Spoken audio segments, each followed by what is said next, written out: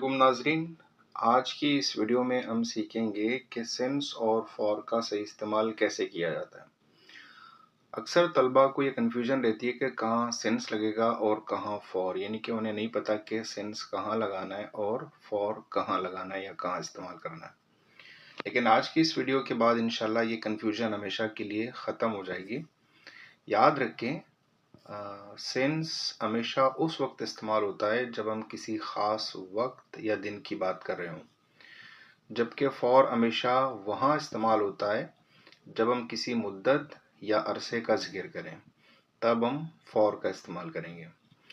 चलिए अब मिसालों के साथ इसको अच्छी तरह से समझ लेते हैं। पहली मिसाल है इसकी, सिंस के ऊपर सेंटेंस है, I have been living in Karachi since 2015। मैं कराची में 2015 से रह रहा हूँ। देखें, यहाँ एक ख़ास साल यानी कि 2015 का जिक्र किया गया है, इसीलिए यहाँ पर सिंस का इस्तेमाल हुआ है। दूसरा जुमला है और वो है फॉर के ऊपर, I have been living in Karachi for 10 years। मैं कराची में 10 साल से रह रहा हूँ। यहाँ मुद्दत बताई गई है, इसलिए फॉर का इस्तेमाल हुआ है।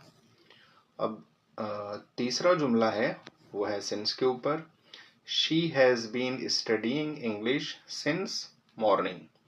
वो सुबह से अंग्रेज़ी पढ़ रही है, यानी सुबह एक क्या है, पॉइंट ऑफ टाइम है, इसीलिए सिंस का इस्तेमाल हुआ।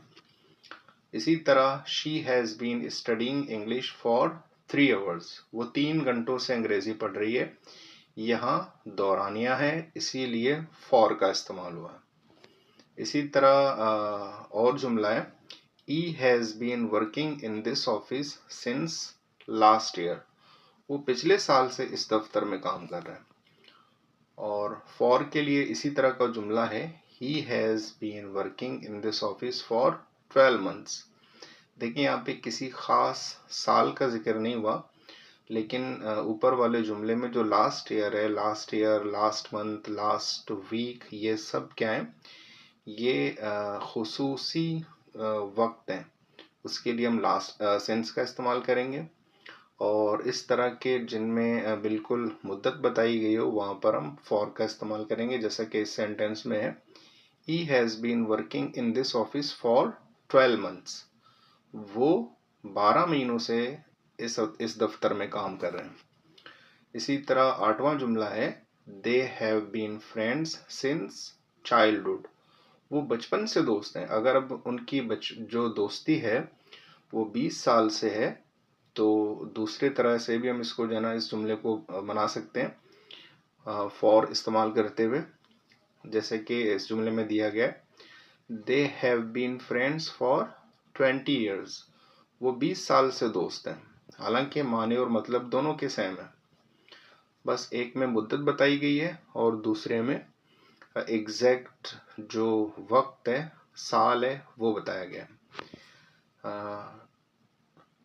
एक और सेंटेंस है, I have been waiting here since 8 o'clock। मैं 8 बजे से यहाँ इंतज़ार कर रहा हूँ। इसी तरह का जुमला है फॉर के लिए, I have been waiting here for 2 hours। मैं आपका या मैं 2 घंटों से यहाँ इंतज़ार कर रहा हूँ। हालांकि दोनों के माने और मतलब एक हैं।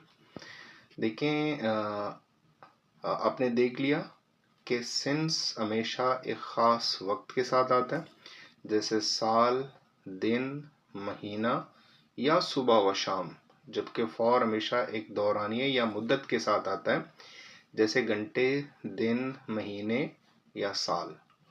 उम्मीद करता हूँ कि ये वीडियो आपको पसंद आ गई होगी और आपको आपकी कन्फ्यूजन दूर हो गई होगी। अगर आपको वीडियो अच्छी लगी हो तो इसे लाइक करें, दोस्तों के साथ शेयर करें और मज़ीद ऐसी वीडियोज़ हासिल करने के लिए चैनल को लाजमी सब्सक्राइब करें। अल्लाह हाफिज़।